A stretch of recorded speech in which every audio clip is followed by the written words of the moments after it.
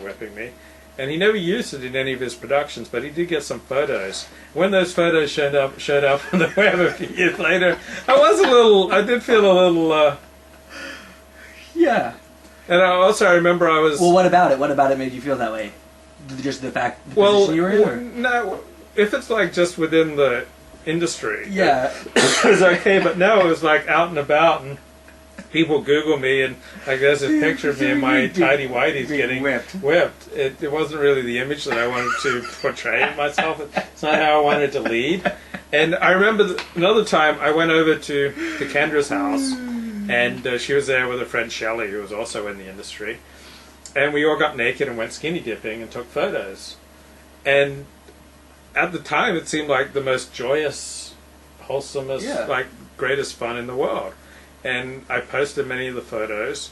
But then in retrospect, that really wasn't the image that I wanted to present of myself. Like at the time, it seemed so fun to go skinny dipping with Kendra Jade and Shelley and to take photos of it. Right. But then when I put it on the web, and then I don't know, after it got out, I started to feel, this really isn't how I want to project myself to the world.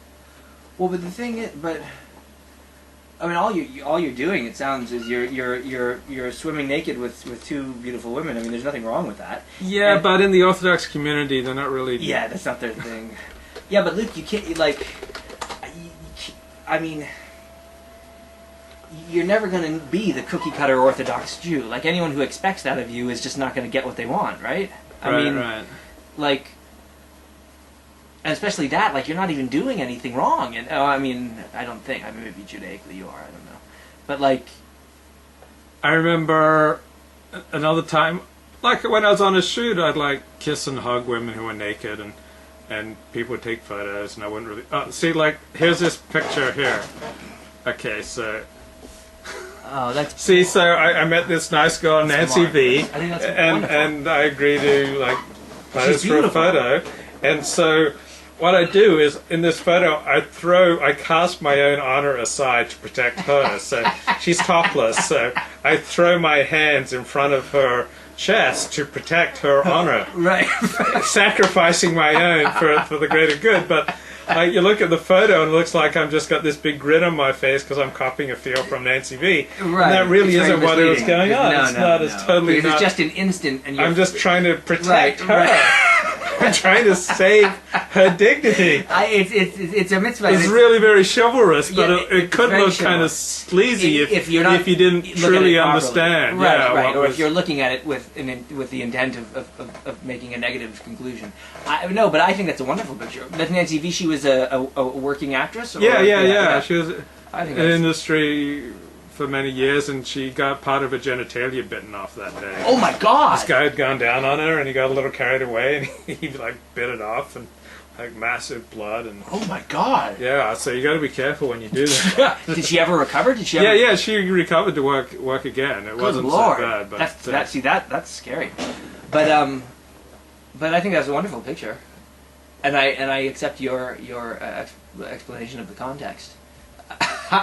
And it is what you should do in that situation, because better you sell your own. Yeah, it says in the Talmud that if two people are naked, like here we are, it's better that you clothe the woman first. Here we are Googling image search for Luke Ford, and what do we have show up? This is not me, this blonde naked woman.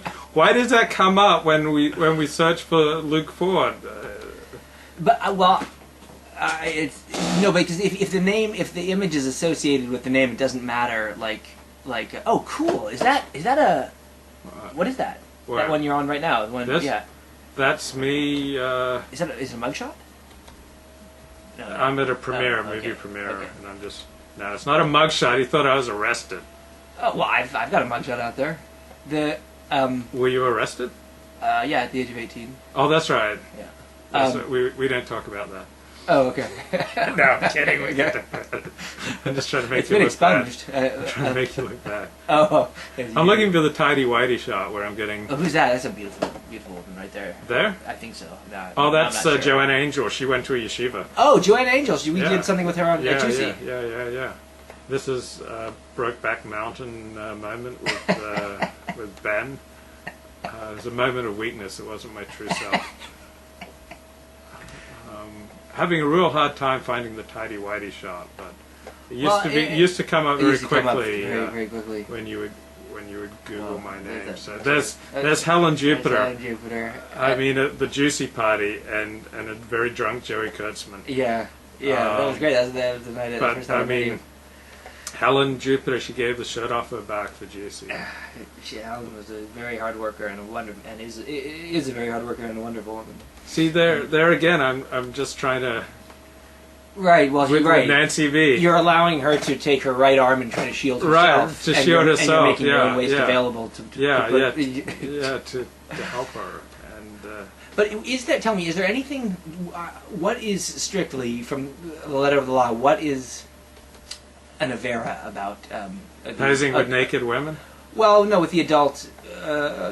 Posing with naked women, or with the adult entertainment industry. Well, you basically flee from sex.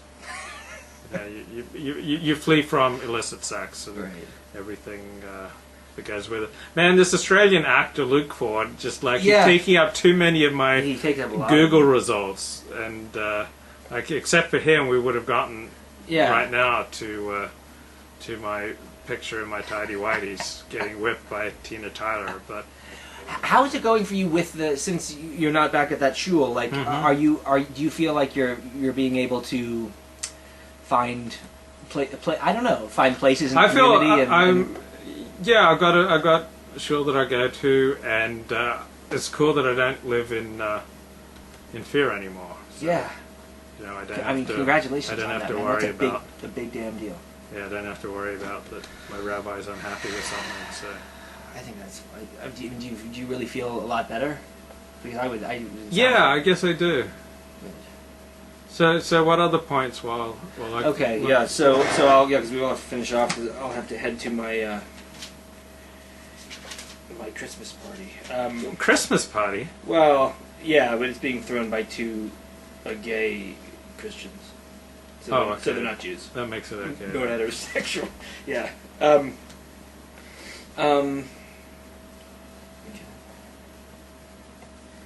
There's always an awkward silence when I ask Joey if I get two of my points. Torah Other ones were mentioned by Luke, and this was my initial attempt. But I did come with having read it, having read some commentary, and with some points. Next week will be even better. But why do you keep... Okay, when Jacob saw that there were food rations to be had in Egypt, he said to his sons, "Why do you keep looking at one another?" Yeah, I like that. I really like that. And I was like, "Well, is that just the plain reading of it? Because it seems like he's saying, what the, you just sit around looking at each other like idiots. Like, do something." Yeah. Is that what it is? Is that? I read that down too, in that there's kind of a collective group think. Right. That when you're closely integrated with other people, you're always wondering how they're going to react to whatever you do, and so you kind of sit around looking at each other. Well, I've been kind of a loner all my life, so there are many bad sides to that, but there's also a good point that I don't sit around waiting to see how other people will react to things. Yeah, I mean, because okay, so great, so that's already a deeper kind of because it's true. I mean, the saying, I forget who said it, but that hell is other people. Yeah, Sartre, Jean-Paul Sartre. Right, so that was Sartre. So it's. I don't think hell is other people. Hell is, I think, having your own sense of who you are and your own ability to act as you, in ways that you feel decent about, constrained by the reactions of other people. And so to me, so that's beautiful. And when the Torah throws stuff like that out, I never know what to make of it because it's such a beautiful human moment. Like what's wrong with you? Stop looking at each other. Do something. But I also have to, always assume that there's something more fundamental kind of within there too, and I think that's it. So you think this is a commentary on kind of the groupthink and kind of paralysis of groups? Maybe. Yeah, that's my. Yeah, cool. Or just a natural result of what happens when you're really close to other people. Chapter 42, verses 27 and 28. I have to ask you one follow-up on that. Do you ever find that people become less explicable, more mysterious, the better you get to know them? Have you ever found that to happen? Or the more closely you work with them or something? Only